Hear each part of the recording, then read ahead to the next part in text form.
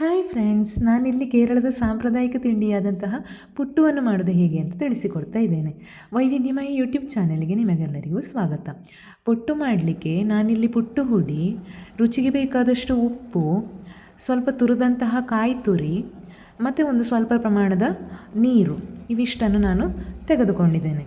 ಮೊದಲಿಗೆ ನಾನು ಒಂದು ಪಾತ್ರೆಗೆ 2 ಲೋಟದಷ್ಟು ಪುಟ್ಟು ಹುಡಿಯನ್ನು ಟ್ರಾನ್ಸ್ಫರ್ ಮಾಡಿಕೊಳ್ತಾ ಇದ್ದೇನೆ.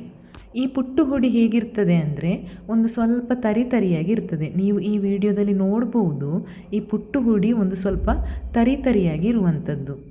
ಅದಕ್ಕೆ ರುಚಿಗೆ ಬೇಕಾದಷ್ಟು ಉಪ್ಪನ್ನು ಹಾಕಿಕೊಂಡು ಆದ ನಂತರ ಇದು ಪುಟ್ಟುವಿನ ಅಂಡೆ.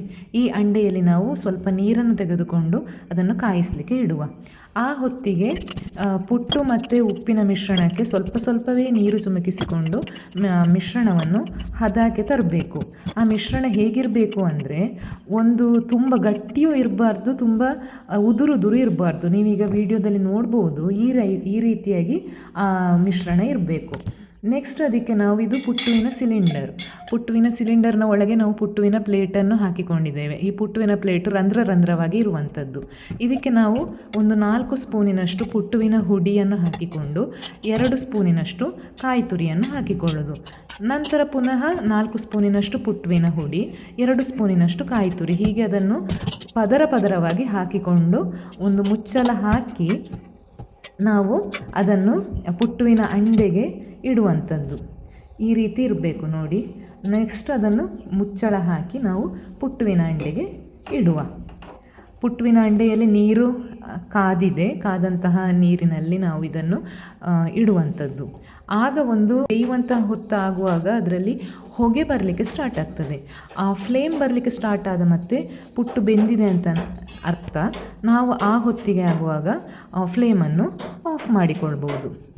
ಆಫ್ ಮಾಡಿಕೊಂಡ ನಂತರ ನಾವು ಅದನ್ನು ಒಂದು ಪ್ಲೇಟಿಗೆ ವರ್ಗಾಯಿಸಿಕೊಳ್ಳುವ. ನೋಡಿ, ಬಿಸಿಯಾದಂತಹ ಪುಟ್ಟು ಹೇಗೆ ರೆಡಿಯಾಗಿದೆ ಅಂತ.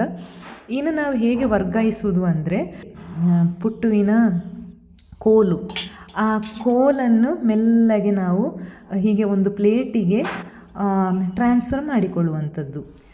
ಆಗ ನಮಗೆ ನೋಡಿ ಸಿಲಿಂಡ್ರಿಕಲ್ ಆಕಾರದಲ್ಲಿ ಬಿಸಿಯಾದಂತಹ ಪುಟ್ಟು ರೆಡಿಯಾಗ್ತದೆ. ಈ ಬಿಸಿಯಾದಂತಹ ಪುಟ್ಟು ತುಂಬ ಪರಿಮಳ ಇರ್ತದೆ. ನಾವು ಕಾಯಿ ತುರಿ ಹಾಕಿದ್ದೇವಲ್ಲ, ಅದನ್ನು ಕಡಲೆ ಸಾಂಬಾರಿನೊಟ್ಟಿಗೆ ತಿನ್ನಲಿಕ್ಕೆ ತುಂಬ ರುಚಿಯಾಗಿರ್ತದೆ.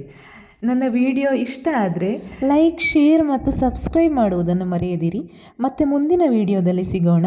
ಅಲ್ಲಿಯವರೆಗೂ ಟಾಟಾ, bye bye, take care. Thank you so much.